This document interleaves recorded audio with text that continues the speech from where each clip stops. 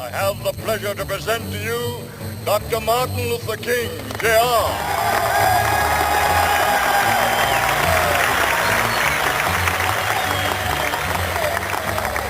I am happy to join with you today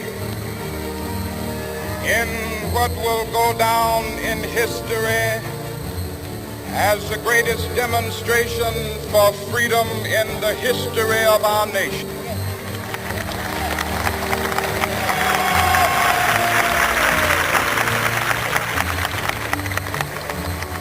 Five score years ago, a great American in whose symbolic shadow we stand today signed the Emancipation Proclamation. This momentous decree came as a great beacon light of hope to millions of Negro slaves who had been seared in the flames of withering injustice. It came as a joyous daybreak to end the long night of their captivity. But 100 years later, the Negro still is not free. 100 years later, the life of the Negro is still sadly crippled by the manacles of segregation and the chains of discrimination. 100 years later, the Negro lives on a lonely island of poverty. I have a dream that one day this nation will rise up, live out the true meaning of its creed. We hold these truths to be self-evident, that all men are created equal.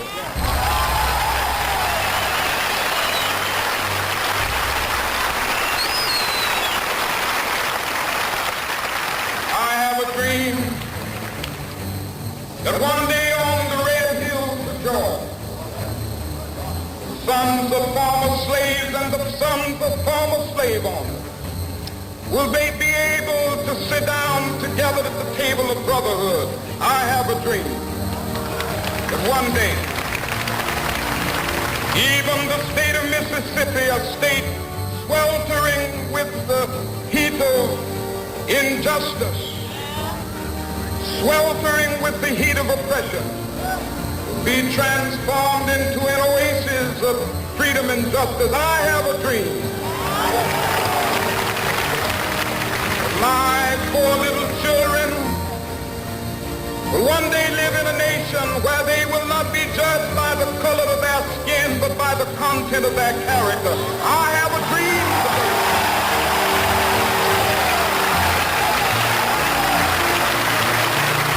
I have a dream that one day, down in Alabama with its vicious racists, with its governor having his lips dripping with the words of interposition and nullification.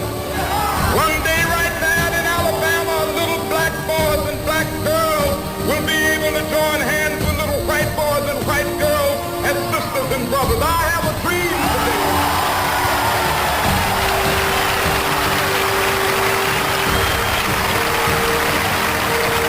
I have a dream that one day every valley shall be exalted. Every hill and mountain shall be made low, the rough places will be made plain, and the crooked places will be made straight, and the glory of the Lord shall be revealed, and all flesh shall see it together. This is our hope. This is the faith that I go back to the South with. With this faith, we will be able to hew out of the mountain of despair a stone of hope. With this faith, we will be able to transform the jangling discords of our nation into a beautiful symphony of brotherhood. With this faith, we will be able to work together, to pray together, to struggle together, to go to jail together, to stand up for freedom together, knowing that we will be free one day. This will be the day day with all of God's children. Be able to sing with new meaning, my country, 'tis of thee. Sweet land of liberty, of thee I sing. Land where my fathers died, land of the pilgrim's pride. From every mountainside, let freedom ring. And if America is to be a great nation, this must become true. So let freedom ring. From the prodigious hilltops of New Hampshire, let freedom ring. From the mighty mountains of New York, let freedom ring. From the heightening Alleghenies of Pennsylvania, let freedom ring. From the snow-capped Rockies of Colorado, let freedom ring. From the curvaceous slopes of California. But not only that, let freedom ring from Stone Mountain of Georgia. Let freedom ring from Lookout Mountain of Tennessee.